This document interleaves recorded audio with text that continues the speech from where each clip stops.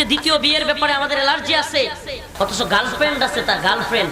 আল্লাহর ভয় এবং গুনাহ থেকে নিজেকে দূরে রাখতে দ্বিতীয় বিয়ের মতো জীবনের এক কঠিন সিদ্ধান্ত নিলেন আলোচিত ইসলামী বক্তা মাওলানা রফিকুল ইসলাম মাদানী। 6 মে সকাল 10টায় সামাজিক যোগাযোগ মাধ্যমে দেওয়া তার এক স্ট্যাটাস এখন ভাইরাল।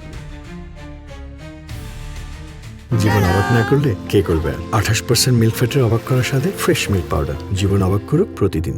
ফেসবুক পোস্টে রফিকুল ইসলাম মাদানী বলেন, আমি আমার আল্লাহকে ভয় করি, গুনাহ থেকে বেঁচে থাকতে চাই। এই চাওয়াটাই আমাকে জীবনের সবচেয়ে কঠিন সিদ্ধান্ত নিতে বাধ্য করেছে দ্বিতীয় বিয়ে। এক বিয়ের ক্ষেত্রেই আমাদের যুবকরা লজ্জা পায়। তিনি লেখেন, এই সমাজে কত মানুষ আছে যারা বিবাহিত হয়েও হারাম সম্পর্কে জড়িয়ে পড়ে, গোপনে গুনাহ করে। আমি সেই পথের একজন হতে চাইনি। আমি চেয়েছি হালালের মধ্যে থাকতে, আল্লাহর বিধানের মধ্যে থাকতে। তিনি আরও লেখেন, জানি আমার এই সিদ্ধান্তে আমার প্রথম স্ত্রীর কষ্ট হচ্ছে। এটা ভাবলেই আমার বুকটা ভেঙে যায়। তবুও আমি বিশ্বাস করি এটি কোনো মানুষের বানানো নিয়ম নয়, এটি আমাদের সবার রবের বিধান। তিনি যা হালাল করেছেন সেটাকেই আঁকড়ে ধরতে চেয়েছি।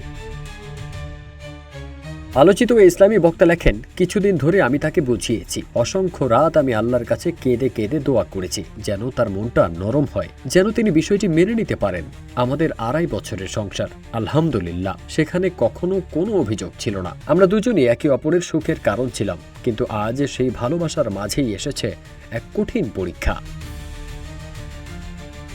ইনসাফ করা, এটাই সবচেয়ে বড় শর্ত উল্লেখ করে রফিকুল ইসলাম লিখেন, আর আমি আল্লাহর কাছে মাথা নত করে দোয়া করি যেন তিনি আমাকে সেই তৌফিক দেন, যেন আমি কারো হক নষ্ট না করি, কারো প্রতি জুলুম না করি। পোস্টের শেষ অংশে তিনি তার 2 পরিবারের জন্যই দোয়া চেয়েছেন।